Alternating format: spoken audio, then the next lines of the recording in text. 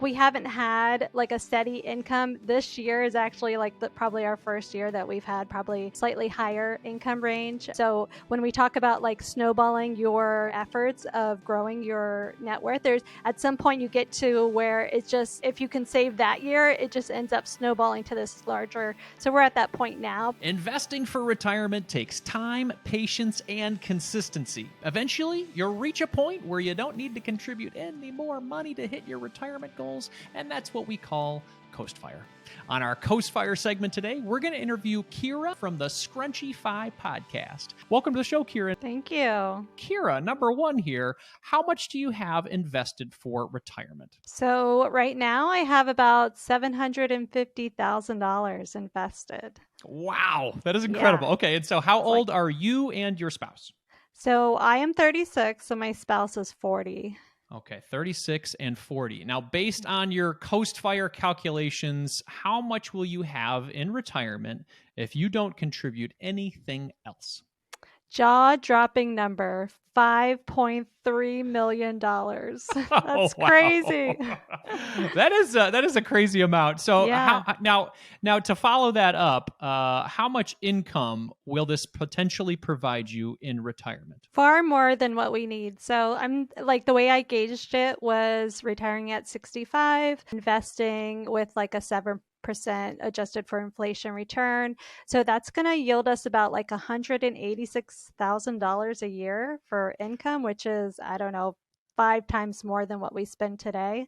But yeah, so let's answer that question then. So how much income do you guys need to live comfortably today? So we're living on about $40,000 today, and we're in the Southwest Florida area, so a little bit lower cost of living. And that number, fluctuates, but I would say we kind of average around that. When did you start investing and what got you motivated? So I would say I probably started investing about 8 years ago, and that's like actually contributing to accounts, and that's probably came from finding that article online of this guy retiring in his 30s, and that led me down the rabbit hole of like financial independence. So I think that kind of got me interested in investing and knowing that this is, something that people who are young can do and are doing to gain wealth, grow their wealth. But I feel like the motivation didn't really come until me and my then boyfriend, now husband, we started saving for a trip to travel abroad for a year. And I think that was our biggest money goal together as a family before we had children. And it gave us the motivation of saving for something that we really want, something that's life changing. And when we took that time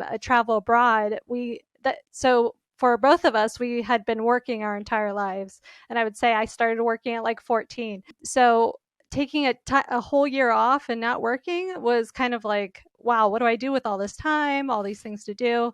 But that showed me that time freedom and what my money could buy, essentially.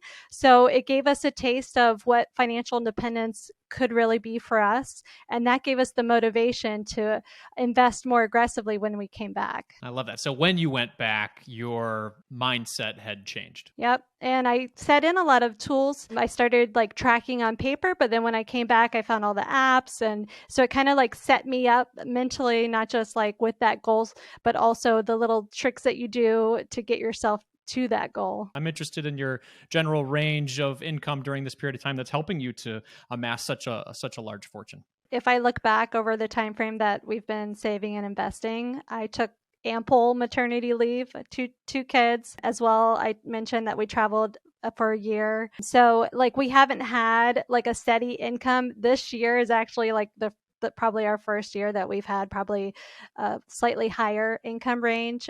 So when we talk about like snowballing your efforts of growing your net worth, there's at some point you get to where it's just like, if you can save that year, it just ends up snowballing to this like larger. So we're at that point now, but I would say over the past several years, it's probably been around 75,000.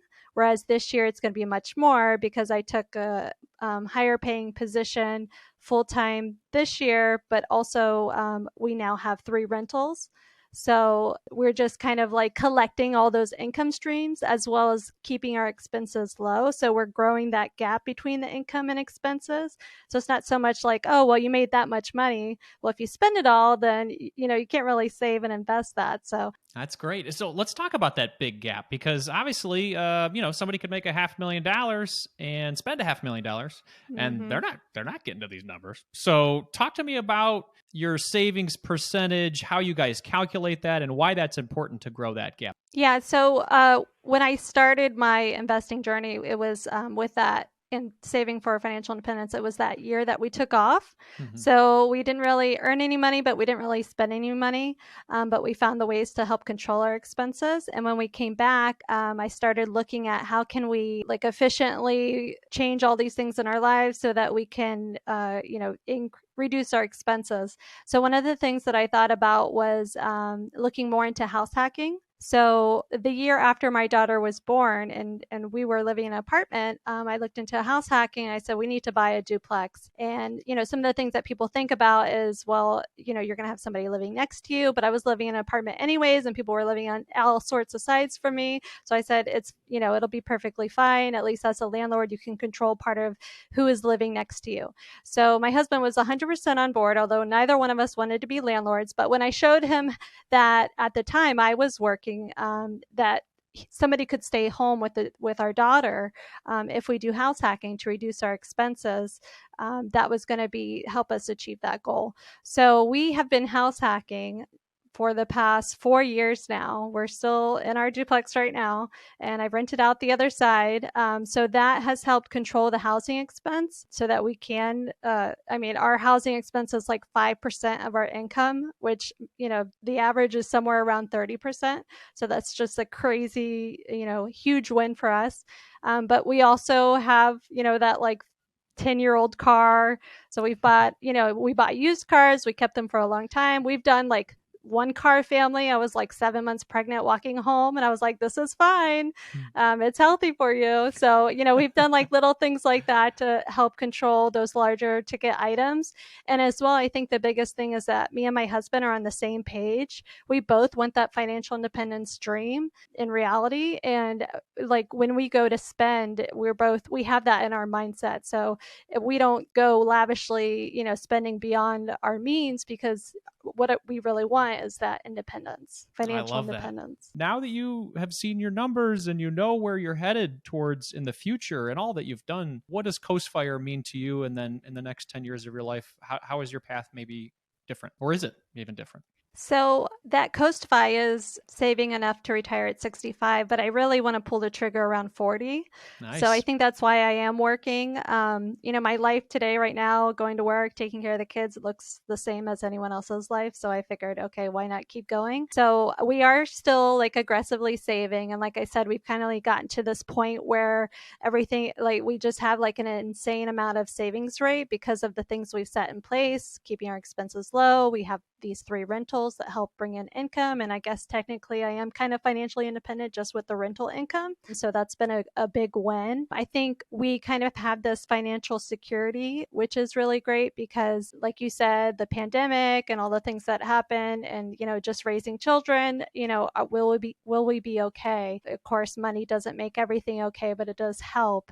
So one of the things, I want to move up that retirement age to much sooner so that me and my husband and my family have more of this time freedom together while my kids are still young, 5 and 2. And I think also want to be able to take more risks. I feel like I want to be able to go out there and be able to help other people, and not, that being an entrepreneur is a lot of risks. So having a little bit of that safety net allows you to go out and take more risks. So that's kind of where I'm looking at and how I'm feeling. Somebody's listening and they are very inspired about starting their Coast Fire journey. They're saying, wow, I would love the options to have that reflection point to say, retirement set, my financial situation set. What do I want to do with my life now? What is one step they could take following this interview to start their Coast Fire journey? Well, I feel like if you're already fired up and you're motivated, because really motivation is the number one that will keep you going throughout your whole journey within anything. It really does, having tools to help you get into your goals is really helpful. And I think I love having, the Empower app. If there's something that I'm going to,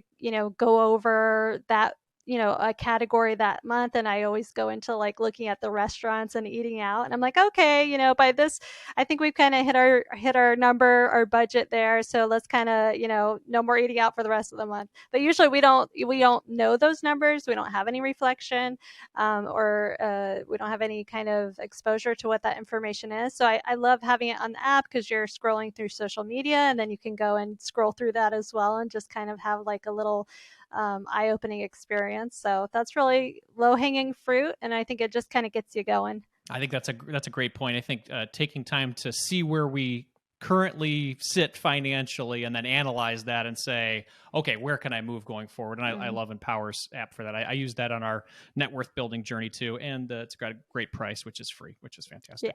Yeah. Thank you so much for your time today. I really appreciate it. Tell people where they can learn more from you and where they can subscribe to your podcast. Yeah, so we are on all the social media platforms. We love TikTok, short, quick, fun videos for you guys. We're sharing information to scrunchy mamas, silky, crunchy mamas. We're sharing information for other mothers so that they can get their financial house in order, so that they can bring the whole family together to reach financial independence. TikTok, Instagram, YouTube, podcast, wherever you are, we are finding you.